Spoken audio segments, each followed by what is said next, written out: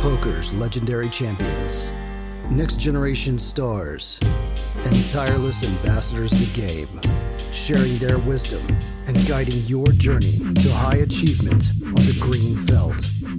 This is Chasing Poker Greatness with your host, Brad Wilson. Welcome, my friend, to another episode of the Chasing Poker Greatness podcast. As always, this is your host, the founder of ChasingPokerGreatness.com, Coach Brad Wilson, and today's guest on CPG is a former professional poker player who is the founder of StoryTracks, a dynamic storytelling platform that showcases authentic and real experiences, as well as Rapid Response Ukraine, a humanitarian organization that delivers urgent medical supplies directly to the health department in Kharkiv, Ukraine. Some folks talk about action, other folks act. Fergal Nealon acts. In the wake of the devastating war in Ukraine, Fergal created Rapid Response Ukraine and has thus far raised over $120,000, with the poker world contributing a healthy percentage of that total. And in today's show, you're going to learn all about what RRU is doing and where those funds are invested, as well as hear an insane story about hand-delivering said medical supplies at the Ukrainian border. But before we dive deeply into Rapid Response Ukraine, you're also going to learn about how Fergal fell into the world of poker, why he moved on to running StoryTracks, and a genuinely heartbreaking story about his most painful poker session of all time. If you'd like to donate to Rapid Response Ukraine, there will be a link you can click through in this episode's description, as well as the show page on ChasingPokerGreatness.com. And if you are a person of influence that feels compelled to join the cause of Rapid Response Ukraine, you can shoot me an email, brad@ChasingPokerGreatness.com, and I will forward you right along to Fergal, and he can let you know where to help out. So now, without any further ado, I bring to you a former poker professional and natural-born storyteller, Fergal Nealon.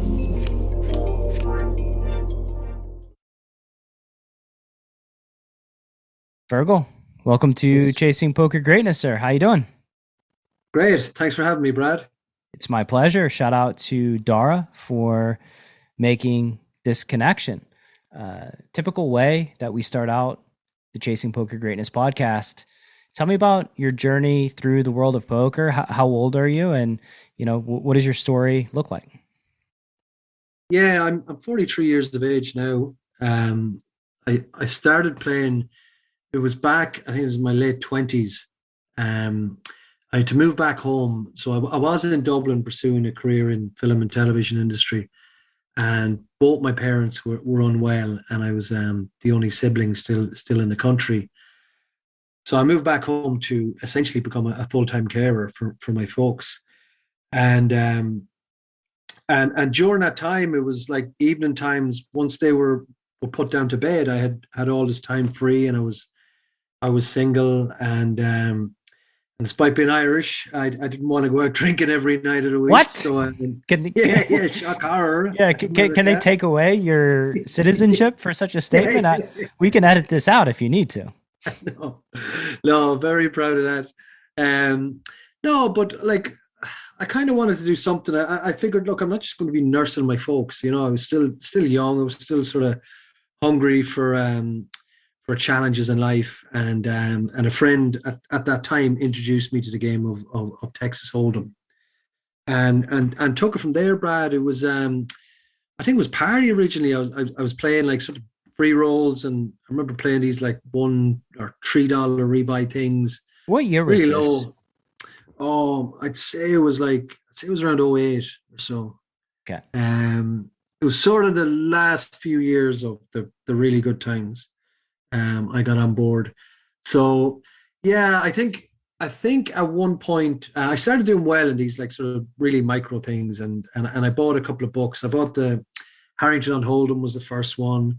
And then there was a Phil Gordon's green book and a blue book, and once I read these, I could sort of just crush these sort of micros and win in my local hometown casino, and then I discovered satellites, and that's where I would have got to know the likes of Dara is when I discovered that I could actually win a tournament which would essentially give me a pass out of having to mind my folks for 4 days or something, and I could get up to Dublin or go over to the UK, Europe.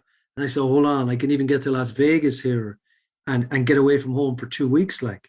And I was all over it then, So I just went all in, and I was on the forums and on video sites.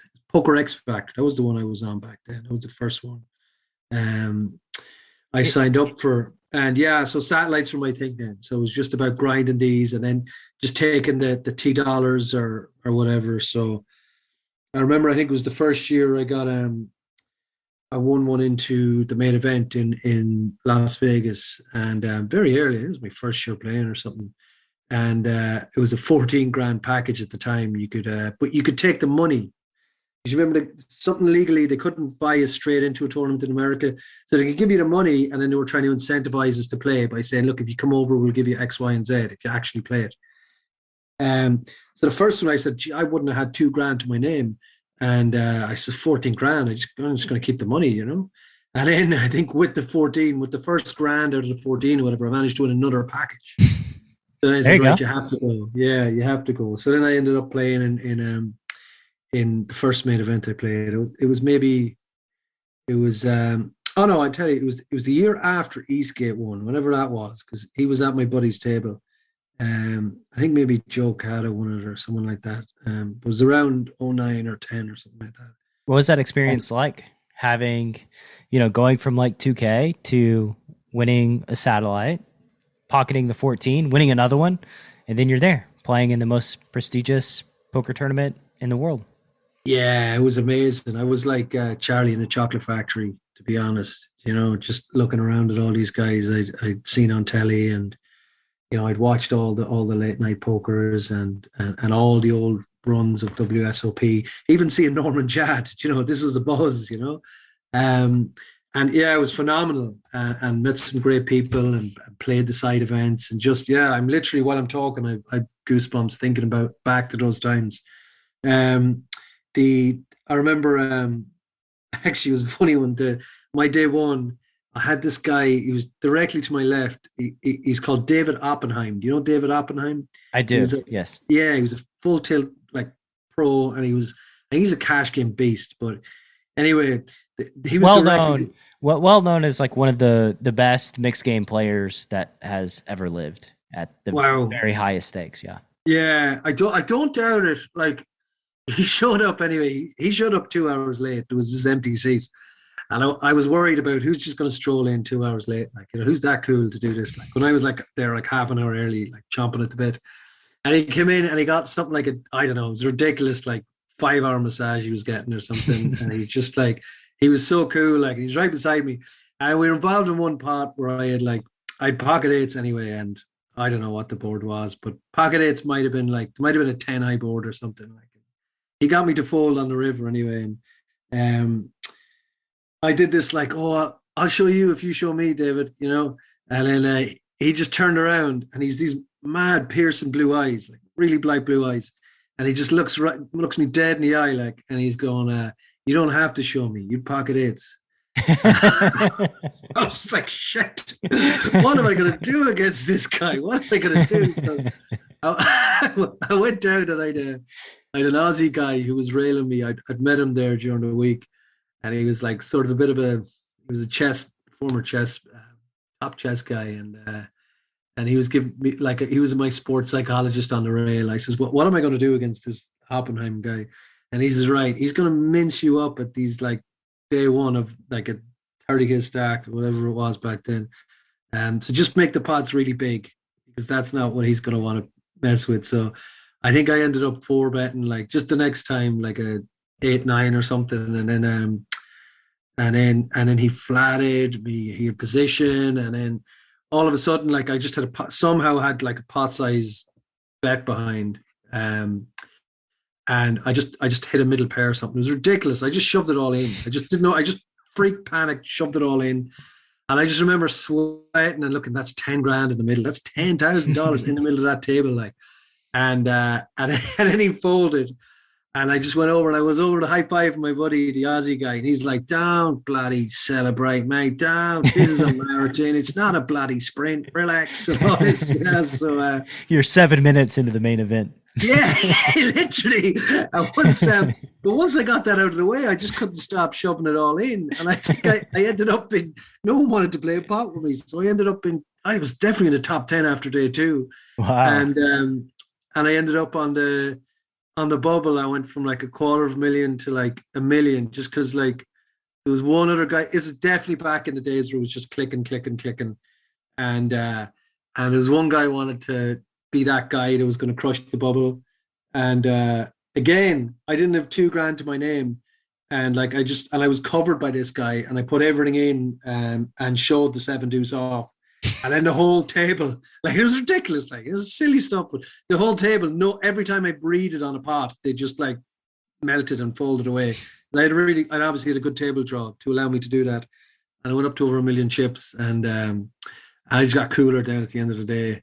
Got coolered out of it, but it was just amazing. Somebody called you with the 8 deuce, and we lost all our chips.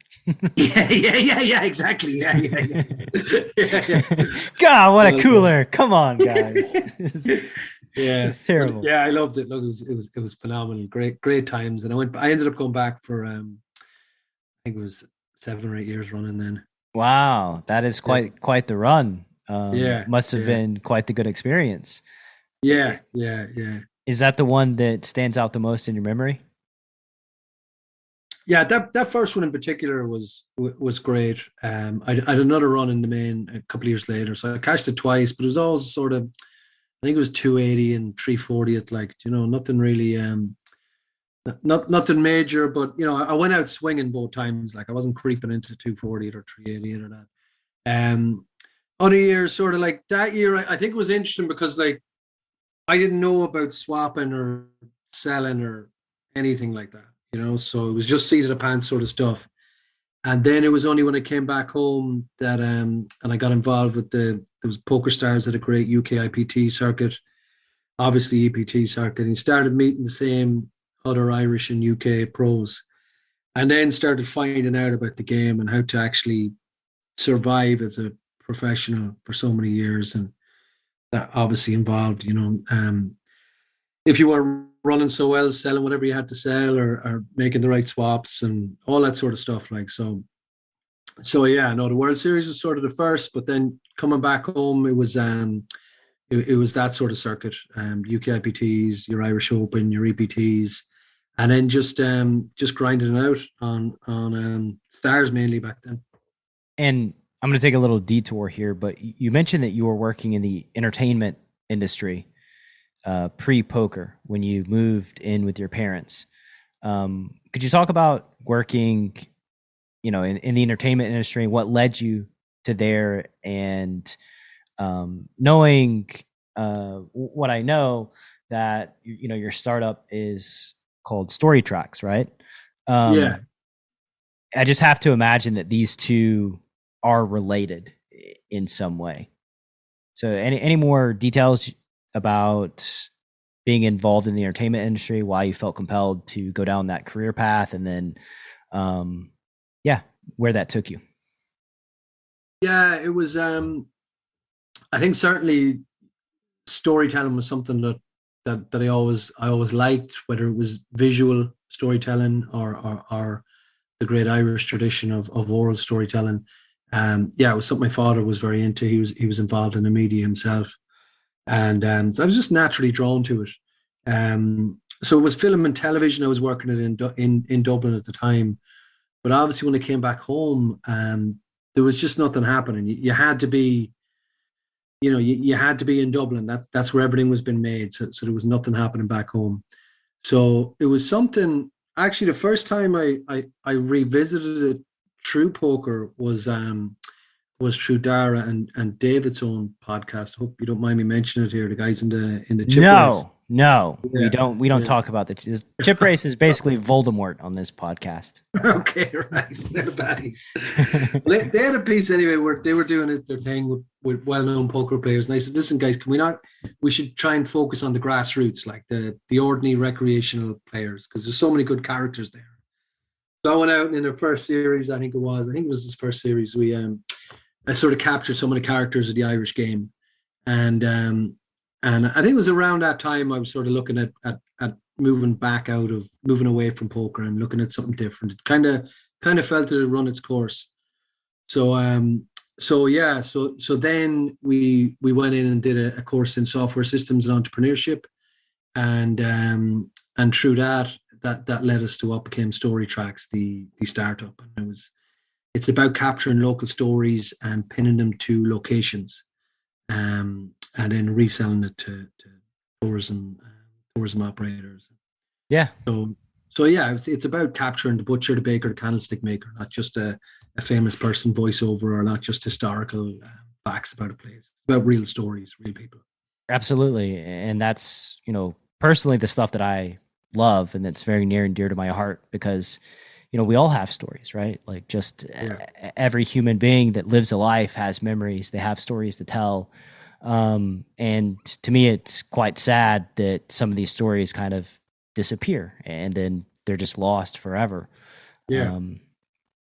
So it's really great idea for a startup, and really, I think, very noble work capturing these stories, because it is quite important. And you mentioned, poker had run its course. How long were you in the poker space? I guess, how long did it take for poker to run its course, and what was the catalyst there?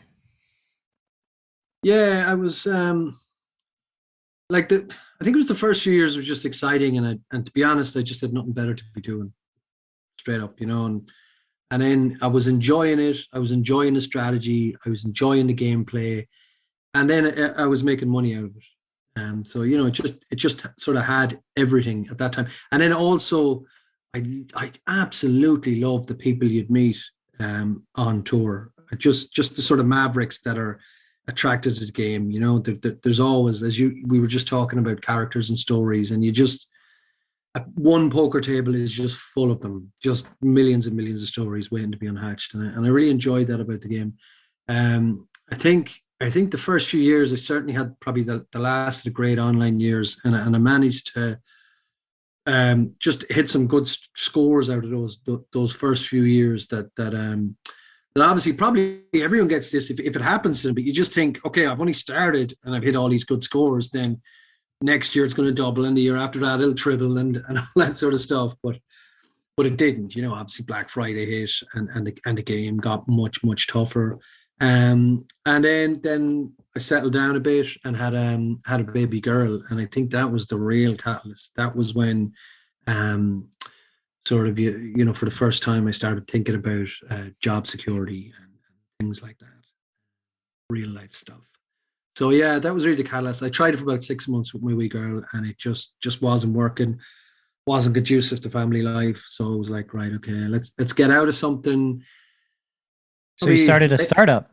Yeah.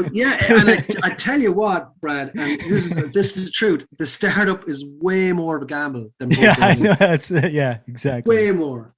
But yeah, it's it kind of made sense. Like, honestly, I think like there's so many crossovers from the world of poker that work with startup world. So many crossovers.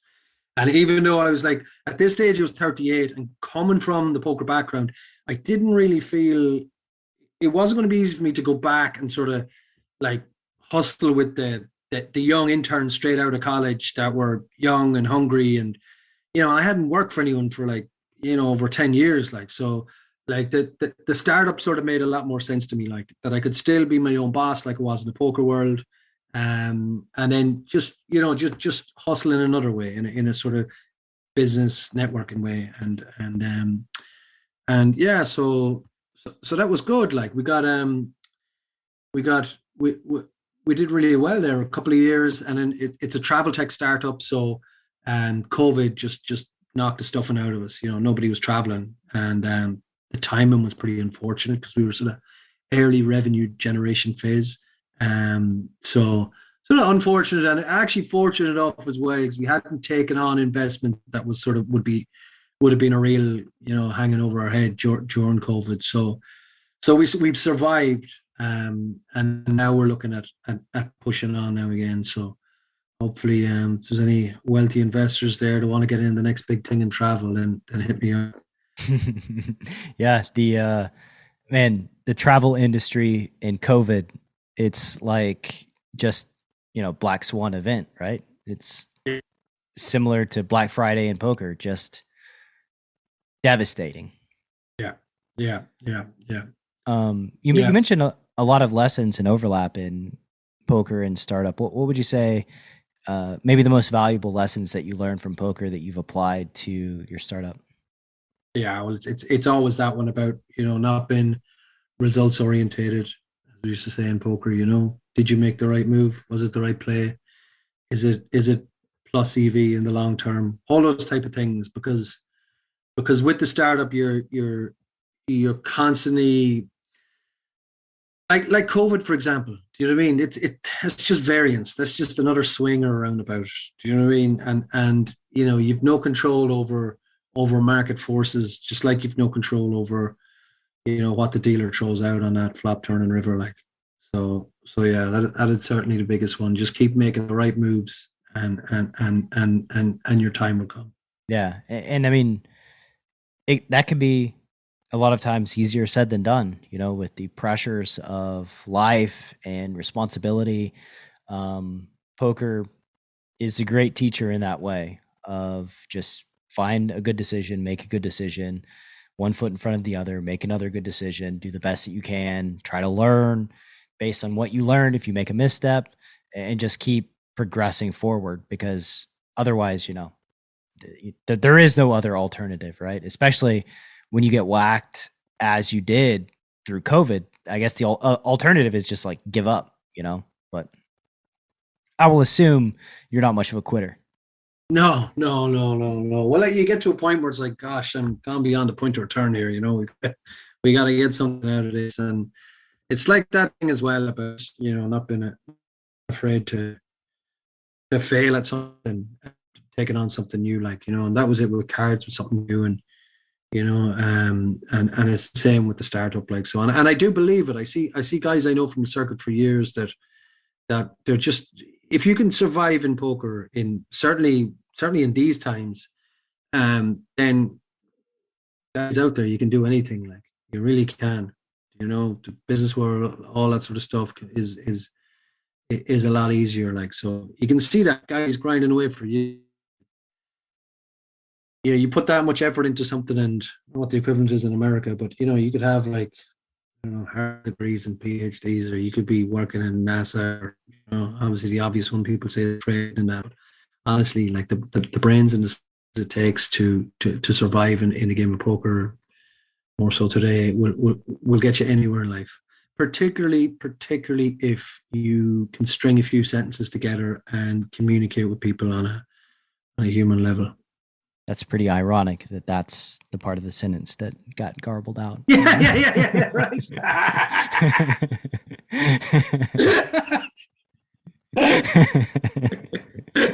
Oh, man. Good on, brother. So, segueing from, the startup world, you have launched Rapid Response Ukraine, right? So could you tell the listener about Rapid Response Ukraine, where the idea came from, and, all the details? Yes, yeah. Glad you mentioned it. Thanks, Brad. One of my developers for StoryTracks is from Kharkiv. Actually, a couple of them are based in Kharkiv, which is on the east there of Ukraine. It's right by the Russian border. I talked to him like literally the day before the Russians invaded. I said, "Listen, I heard there's something stirring. Is everything all right?" And Nazir, his name was. He goes, "Yeah, it's no problem. It's just media. They've been around for ages. There's nothing going to happen." And then literally the next day, he was fleeing with his pregnant wife, and bombs falling all around him, and it was like, it was scary. He got to the Romanian border, so he couldn't leave the country, because he was over 18. But I said to him, "Are you safe now?" And he said, "Yes, I'm safe." And then I said, "Well, how can we help?" And then it literally just snowballed from there. He put me into a WhatsApp group because basically you hear a lot of stories about these Ukrainians that are picking up the AK-47s and being the war heroes, which is great if that's your thing. But he's a computer guy, and his wife is pregnant at home, and he wants to use his skills as best he can for the country. So he started connecting medical requesters, which would be like the heads of medical departments in different cities, um, to Western potential donors or suppliers. So I said, look, he'd already done it through Romania on a really small scale, raised a couple of thousand Romanian doctors, delivered him some goods. He got to Kharkiv. And I said, well, look, if there's, we can try and do the same through Poland. And there's a lot of Polish people in my hometown in Sligo. And I said, look, maybe we can try and harness the network and get stuff over to you. So we got into the WhatsApp group, and the head of the health department, I don't know what Nazira told him I was, but I've certainly no humanitarian background, as we've discussed. But I got sent pictures of certain types of incubators they needed and different types of medicines. And like, this was double Dutch to me, Brad. So then I think a day later, the head actually came on and said, listen, guys, we've run out of body bags. We don't even have enough bags to bury our dead people with dignity. So it just really struck home, obviously, this sort of visceral image. And I knew a guy. I knew a funeral director locally that could help with this and help me source them somehow. So I talked to David McGowan, the funeral director, and he donated a pallet. It was like 5,000 euros, $7,000 worth or so of body bags. And that was our mission: get the body bags to the border. That was our little mission and our little movie slogan, and it was all exciting. And then we put it out on social media, and people came with pharmaceutical goods. And how did you feel through, when learning about the conflict, when learning that Russia invaded Ukraine, joining the WhatsApp, hearing that they don't even have enough body bags to bury their dead? Yeah, that was the one that really hit home, and it just, I don't know, it stirred something in me that just didn't stop. It was like I was on autopilot. It wasn't like are we doing this, or there was no decisions to be made here. It was just like, listen, we have to do something. I can do something here. Let's do it.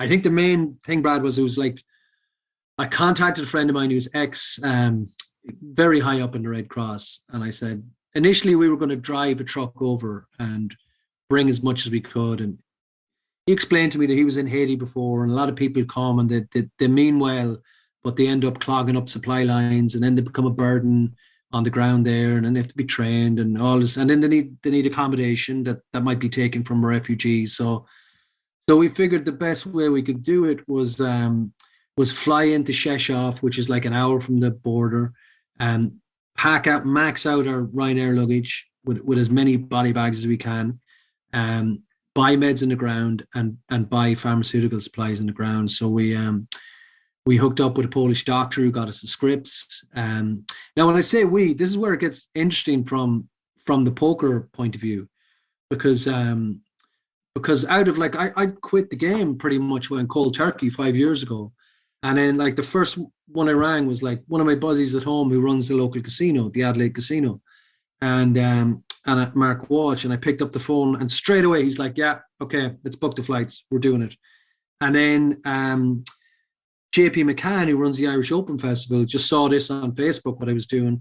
He dipped into his pocket and said, listen, while you're out there, do some good with this money.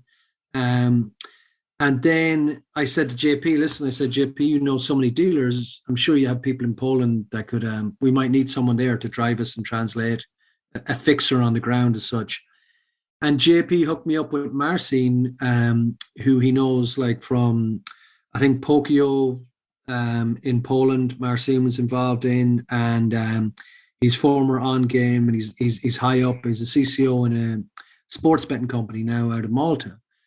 So Marcin met us off the plane, and at this stage, I'd be friendly with the editor of the Sunday Times here in Ireland, and I convinced her to send a journalist with us.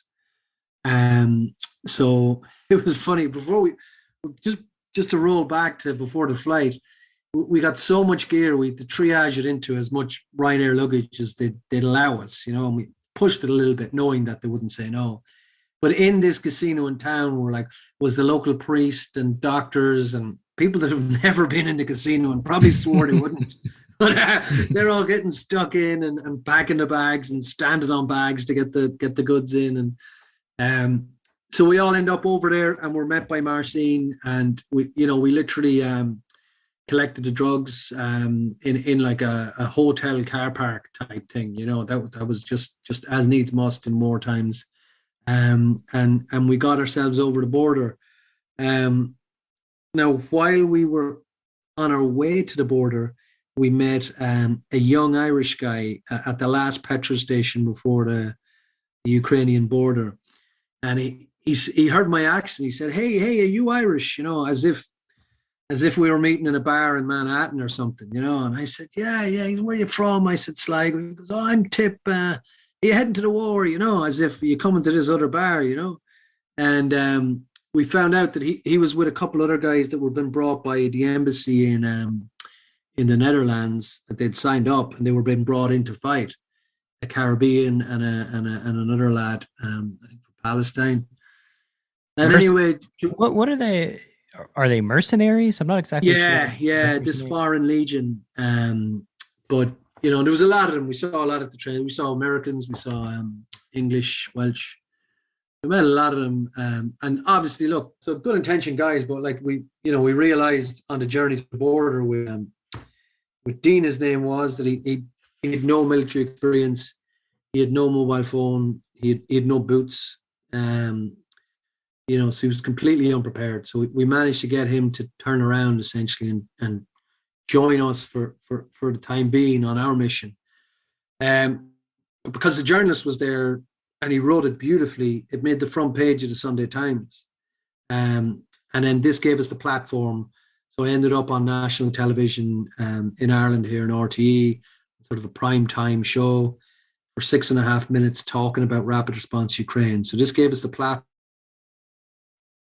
50,000 off the back of the show, and just last week, or I think 2 weeks ago, off the back of the Irish Open, we're up to 110,000. Wow, which has been great. So now we're on our 7th and 8th deliveries, and deliveries are getting more and more efficient. We're getting more value for our buck, and it's just sort of snowballed from there. But like from conception to the actual action of it, in terms of going over and who needed to help us going over, and through like the Irish Open a couple of weeks ago, we raised 45,000 euros in the 6 days of the Irish Open. So the poker community has been right through the heart of that from start to finish. Yeah, and I mean that kind of jives with my experience of the poker community as well. Even though we get some bad press whenever there's a need, we tend to help. And whenever there's like these problems, whether they be logistical or financial, the poker community has very high level problem solvers, and that's a major benefit to these types of things. Yeah, you're right. And I think problem solvers and people that are willing to take direct action, without the necessary, knowing that like what we're doing it because the Red Cross and UNICEF can't get to battlefield sites, unfortunately, at the moment. Their hands are tied. Mm-hmm. So we deliver the medicines over the border, and they go to like truck drivers, rally drivers. They literally take back roads like the French Resistance and get it where it's needed. And that's needed at the moment, unfortunately. Like each bit of funding we get goes direct to supplying these medicines. So there's no admin, there's no wages, nothing like that. So even our flights, T-shirts we use at the Irish Open, everything is out of our own pockets. So I think you get the respect from the poker community for that as well, because like you say, they're bright, smart thinkers. So people realize, okay, I don't want my money going to some heavy administrative fees and things like that. Like, and they respect the sort of direct action that we are taking. Yeah, they want to solve problems and not deal with bureaucratic red tape. Yeah, exactly. You've survived pre-flop boot camp. You've shot the fish in a barrel. Now, prepare yourself for the feeding frenzy. A comprehensive strategy for gutting every fish in your player pool. Data-driven hero bluffs, light calldowns, and perfect value bets that are maximally designed to hurt some feelings. Feeding Frenzy. Available now at chasingpokergreatness.com/feeding frenzy. How is your buddy doing in the Ukraine? How are the people that were kind of the catalyst to solving this issue? How are they doing? Yeah. How are they holding up? Yeah, he's okay. He's still where he is on the Romanian border. Him and subsequently the other volunteers we've working for us. We've a guy Vadim who's in a warehouse in Lvov. We have the drivers. Like by working alongside us, we write official letters saying they're working with our humanitarian organization. They deliver the goods. We get letters from the heads of the health departments thanking us for receiving these goods. This chain actually protects these guys from being sent in front of Russian tanks, if you get me. Mm-hmm. So, it's sort of the best possible thing they can be doing right now. Not only are they helping their country, but they're protecting themselves from being put on the front line, And what's the feeling being there on the border for the folks who are on the other side of the border? What was that experience like? Sorry, can you just come again? Well, when you're on the border, delivering the supplies, what's the experience like? Being there on the border to Ukraine, giving these supplies to people who are then going into the country. I got you. Yeah, I got you. Yeah, so we crossed over at nighttime. It's pretty late by the time we got there. Myself, Marcin, Mark, and this young lad Dean. Now, getting into the Ukraine from the Polish side to the Ukraine side was fairly easy. We showed the letters of requests we had, and there wasn't a problem there. Obviously, our Polish driver helped, but I described the border there. It was almost like a closed down, disbanded petrol forecourt, and just sort of desolate, apart from the soldiers knocking around. But it was fairly smooth sailing going through there. There wasn't lines of traffic or anything. There was one point where we were told that our driver wanted the Ukrainians to come out to us because he didn't want to go in to the Ukraine as such. So we were in this sort of border channel, and he's blinking his lights, and the Ukrainian guys are maybe 100 meters away, and they're blinking their lights. They couldn't come out, you see, because because of the conscription. So they had to stay firmly on this Ukrainian side. What's the conscription? So if you're over 18 and under 65, then you've got to stay in the country to be available for call up to the army. Gotcha. Okay, yeah. I got it. So they're blinking their lights, we're blinking our lights, and I think the main thing at the time, because it was very early days, it was only the second week of the war, and it was just, obviously we've seen millions fleeing the country. So the main concern for the driver was that it would take us days to get back out if we went in, because you can't just reverse through a border crossing. Mm-hmm. You can't just pull a UE or anything. So anyway, we all decided, look, we're not leaving the medicines here. We've come this far. We're going over to the guys. Even though all of us had promised our partners at home, no, we won't be going into the Ukraine. Don't worry about that, love. So we all ended up. We said, right, we're not leaving the meds, and we went over and we met Taurus and Alex. They were just guys, just our own age, and And yeah, they were extremely grateful. We transferred over the goods. We got pictures taken. We hugged it out then. Funny enough, actually, I remember Alex saying to me, "Look," he said, "Thanks a million for this, and can you please look after our women and children um, when they're out of the country, you know, because their children, grandmothers, wives had left for Western Europe, and I think it's really important for these guys to know that they weren't just safe, but that the kids were happy, you know, that are distracted as they could be. So that was a real, you know, thinking point for all of us. Like that, you know, it's no good just putting them into a camp somewhere. Let's kind of get them swimming lessons and, you know, gymnastics, and get them into schools and all that sort of nice stuff that the kids want to be doing. Yeah. So, Quite a heartbreaking scene. yeah, yeah. The guys, you know, they were real, like they were just delighted to be getting the meds, and they were proud. They were so proud. You know, it was this Slava Ukraini, is this cry, like glory to Ukraine, and they were just so like, there definitely wasn't a fear in them. And kind of the first time I saw something like, I used to watch all those, I love all those old war movies and Band of Brothers stuff, and I'd always go, how could people actually do that? How could a human being actually just, you know, run across the trench or jump out of the airplanes or whatever? But you could actually see it there when you get into that sort of collective situation. You know, you could see how people get caught up in this, you know, and get very passionate and motivated by it. We turned around anyway. We managed to find we managed to find a gate, because we looked down at the road after we passed over the goods. We looked out on the, so if we'd gone out to the public road, it was literally cars as far as you could see trying to get over the border to Poland.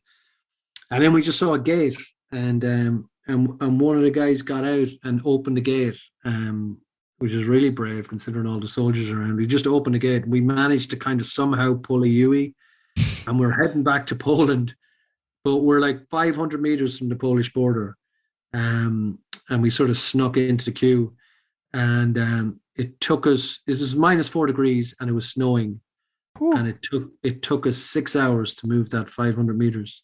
Wow. And it was literally behind us. There was cars as far as you could see. Could be 5K, could have been 10K. I don't know, but you know, and we're looking at the women and children just standing outside. The ones that had been left off by buses had to just stand outside to go over by foot. And Wow. we're there in And our comfortable for 4x4, you know. mm, Yeah, yeah. But I suppose the scenes there of those women and children, and maybe it was just because they got that far, but like not one kid was crying or whinging. Not one. It was stoic would be the word I'd use. Just extremely stoic. Just very silent, very orderly. Yeah, resilient. yeah. I mean, it speaks a lot to get the Ukrainians' resolve and their resistance to the invasion, you know, because initially I know that Russia thought it would be somewhat of an easy conquest, which has not turned out to be the case. And now I'm not exactly sure how long it's been, you know, the war's been going. It's been months now, though, and appears as if, you know, Ukraine is holding ground, and it's hard. I guess it's a lesson for authoritative dictators. Like, it's hard to go into somebody's homeland and take their home from them. I mean, if you expect that they're not going to fight, of course they're going to fight. They're going to resist. Yeah, for sure. So I'm not exactly sure how to segue out of that experience. It's so it's such a just heartbreaking and terrible event.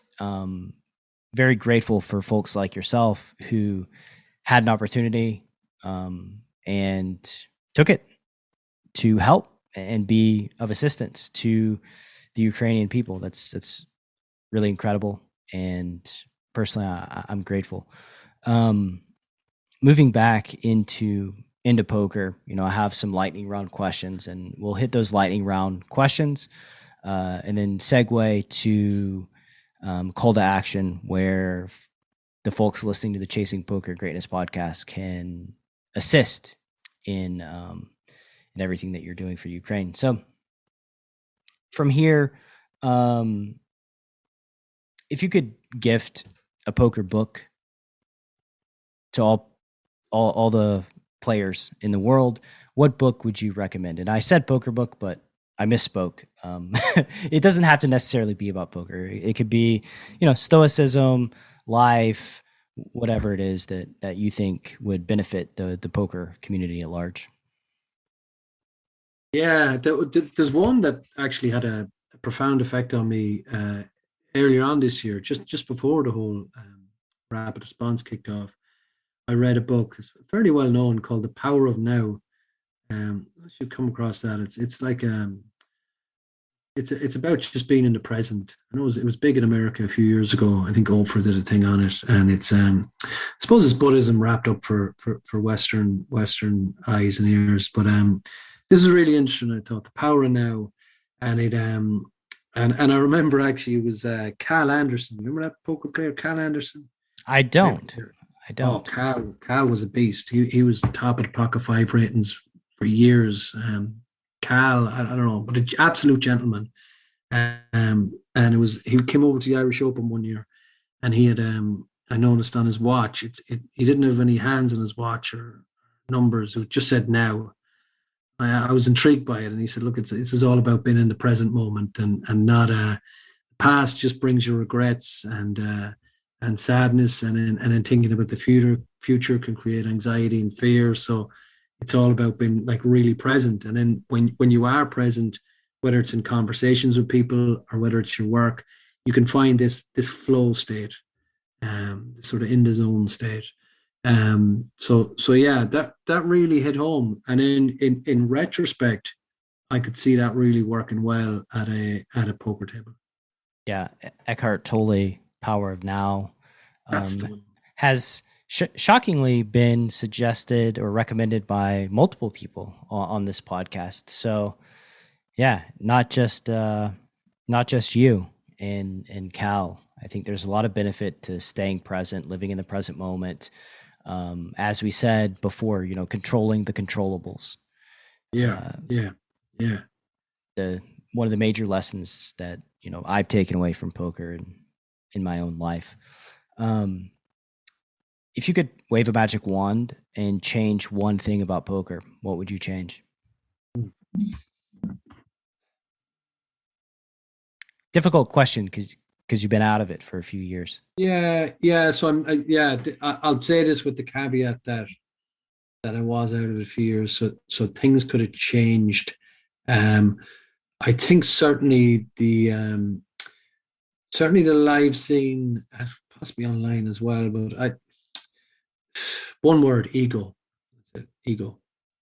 Yeah, I think there was a lot of ego. There was a lot of who had badges and who didn't, and who was friendly with the people who everyone wanted to be friendly with and who wasn't, and all that sort of silly stuff. I got some bad news for you, Fergal. Yeah, it hasn't changed. Right. Okay. It's still the same. Yeah. There's a lot of clicks. There was always a lot of clicks when I was around the game, and I wasn't a fan of that. Yeah. If you could erect a billboard every poker player's got to drive past on the way to the card room, what's your billboard say? This is supposed to be quick fire, isn't it? Gosh, I can't. Sorry, I can't. I'm just going to blank on that one. Right. All right, we'll circle back. We'll do a U in a moment. Yeah. When you think about joy in your career playing cards, what's the first memory that comes to your mind? Yeah, I remember that first Vegas. There was a I was in a because I didn't have much of a role, but I was in a 300 satellite to the main event. So you had to knock out a lot of people to get there anyway. This massive satellite, and there was I don't know, there was 30 something left. I don't know how many seats there was anyway, but I just in the other corner of the room, I just heard this ole, ole, ole, and it was just absolutely had to be Irish. But I didn't know any of the Irish poker community at the time, and then I just managed to have enough chips that I could literally run down and see what was happening. And it was just this scene which turned out to be Marty Smith winning the PLO bracelet and Irish flags and just everyone going crazy. And yeah, I was like, and then I'm down in the other corner of the room, like winning 10K and just bringing it back to my hotel bedroom and spraying it all over the bed like in 10K cash. Like, you know what I mean? This is class. Like, this is just, yeah, this is good. It's a good memory. It's a good memory. Now, the opposite question, because one of the catalysts for me making the podcast was knowing that, poker is a game with ups and downs, and you don't just wake up one day and find yourself at a final table, right? It's a culmination. It's a long process to eventually have success in this world, sustainable success. When you think about pain in your career playing cards, what's the first memory that comes to mind? Yeah, this is a tough one for me. Like, I know what it is. I'm just not sure do I want to say it. Yeah. So yeah, I told you that I started playing cards because my father was unwell and my mother was unwell, and I was looking after him, and yeah, so I'd won a ticket to an EPT in I think it was London or somewhere. It was like, might have been a 5K ticket, but it was it was a bigger package. It was like 7.5 package altogether or whatever, and maybe 10, it was 5K euros, so maybe it was a $10K package. I don't know. Anyway, I won an EPT package. And, I didn't really want to go because I wasn't sure, and I was the only one kind of minding them, and I just wasn't sure how things were, So I got a cancel. Stars, I thought it was so tough. I had to write letters and all and show doctor's notes, and I got off that one. And then there was another one in Prague, and same thing. And then even at that, I had to pull strings and talk to people I knew high up in the company, really high up, and finally got off. And I said, right, but you have to play the next one, or you're just losing your money. And then the next one was Deauville. And at that stage, like the doctors were saying he was fine, and he was stable and nothing was going to happen too soon or whatever. So I and then I thought as well, like he would say to me if he was in his full bind, don't be stupid, don't leave like 10 grand or whatever it is. Don't leave that money just disappear, like, just go out and do what you have to do. So I went out and I was staying with my Irish friends, and I got through day one, just a normal kind of stack or whatever, and I was doing well. I came third in the turbo the night before for 10, sort of the night before my day two, and then I was just in the middle of I'd lost my phone got stolen in Paris. My phone was robbed on the subway. So that does make that is an important part of the story, because literally somewhere a couple hours into day two, this guy in Deauville came down with he was wearing a dicky bow, like came down from the hotel and his big dicky bow on him, and a full proper suit, and he just handed me a note saying call home, and then like that was literally, that guy was telling me that my dad passed. I just knew straight away, I didn't have my phone, and who's going to go to that bother, So I knew what it was, and I walked away from the table, and I just called home, and I just like burst into tears in the middle of like the EPT Dub it was one of the biggest in Europe, because it was huge in France, media everywhere, and it's right by the beach. So I just went out onto the beach, and I couldn't handle it. I went back to my hotel room. I couldn't handle that, and the strangest thing happened.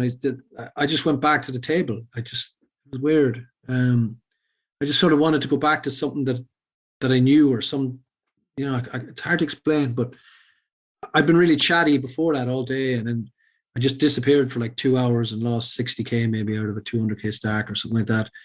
And I just put on my shades and put on my headphones, and a guy there asked me if I was okay. I said no, and they probably see the tears and that. So yeah, that was just like, and actually at the table there was this guy Jack Burrell, who was like this. He's a well-known French singer. So the cameras were literally on our table all day. He'd be like, I don't know, like a Tony Bennett of France or something, like this type of crooner guy, you know? Mm-hmm. And so the cameras are there all day. So it's like, you know, I was like privately mourning in this most public setting. And then this, I didn't want to play. I didn't want to think about hands or play cards. I just wanted to be there. Um, so, you know, if I did play a hand, like if I was literally just a top 10 hand or something. But if I played it, at some stage, I just put all the chips in. I didn't care. I didn't care if I got knocked out. I'd be happy to get knocked out. I was trying to figure out when my flight was, how quick I could get back home, all that sort of stuff. So I really didn't care. So I ended up with this massive stack, and then that was the conversation. Then, and it was like, you know, just the next after it finished, because I just had to get home as soon as possible the next day, and it was the conversation about right, can I just walk away now, and is my stack enough to make the money and this sort of stuff? Because I really didn't want to. I had a chat with a good friend of mine in Stars, and you know, she was like, "Look, I'll keep the media off your table," and we came up with the plan that the best idea was like I just sit down for an hour and just literally just sit down and pass, and just defend the odd blind or whatever. Just you know, just tread water and then just make the money and give it a charity or whatever. Like, so that was the plan. And but it was funny because she said the French guy ended up on my table the same day, that same Jack Burrell guy. And now we're on the bubble, and he is an even bigger stack. And he could not understand why the media weren't at his table. Not one camera went near his table, because this girl was over all the media and Stars, and she just put a blackout on our table. And he kept like, anytime he'd lose or win a pot, he'd be like, "Ooh la la la la," with the camera, but the camera came. Well, yeah. And that was it. I said I wouldn't play one hand, but I just couldn't help it against this guy. And I just slow played. I just flatted jacks or whatever. And I don't know. I won a really big pot off him anyway. He was like, "Ooh la la la la." And then as soon as the money was made, I just walked away. But like that was the real painful moment, because like you know, I you know, I'll always regret not being there when he passed, you know, and being where I was and being so far away. And yeah, so that was my most painful moment in poker. Yeah, that's quite the story, and it's been a while. My condolences, and Thanks, Brad. yeah, you know, it's making decisions with imperfect information, and yeah, that's a brutal one. Yeah, for sure. And on that note, I think we're gonna wrap up. So there you go. I forced you to try and segue out of all these really there's no smooth segue from here. That's it, folks. Have a good day. Boom. In it. So will we do a call to action on rapid response? Yeah, let's talk about that. You know, the project that's near and dear to your heart. Where can folks go? Yeah, so look, the easiest way is to donate at rapidresponseukraine.com. Because what we have now is we've a supply line where we buy off junior doctors in Romania who are able to buy. Not only is Romania like half the price of Western Europe, but they're able to buy it at wholesale. And we have medical requests coming in from 5 or 6 different war-torn cities, right down to south and east. They're updating these medical requests weekly into the top 10 priority drugs. And then we can purchase these at wholesale prices and bring them across the border and get them there really, really quickly as needed. So we can do this where the larger organizations like UNICEF and Red Cross can't. And every penny goes towards this cause, not towards wages or admin. So that's one, is simple donation, rapidresponseukraine.com. The second one, as mentioned, during the Irish Open, we made 45,000. That's good enough for us.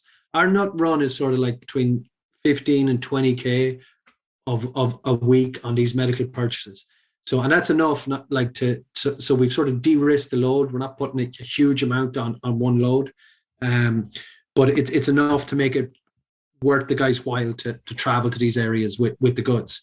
So what we got at the Irish Open is good enough for 3 weeks.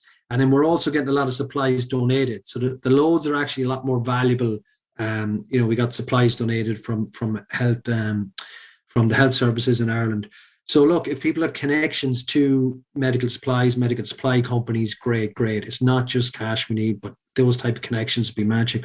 Also, from what we made at the Irish Open, just really, and our conversation here, Brad, really opened our eyes up to the potential in the poker community. I know the World Series is coming up. I have a great fondness for the series, as mentioned earlier. I would love to get a pitch, a stand in, I think it's happening in Bailey's in Paris this year, but at the World Series. So if someone has connections with Harrah's there that could somehow help us getting our pitch there, that would be absolutely phenomenal, because I'm sure if we made 45 in a week, we could do a hell of a lot more at the World Series of Poker. So that would be great if someone could reach out to me on that at rapidresponseukraine@gmail.com.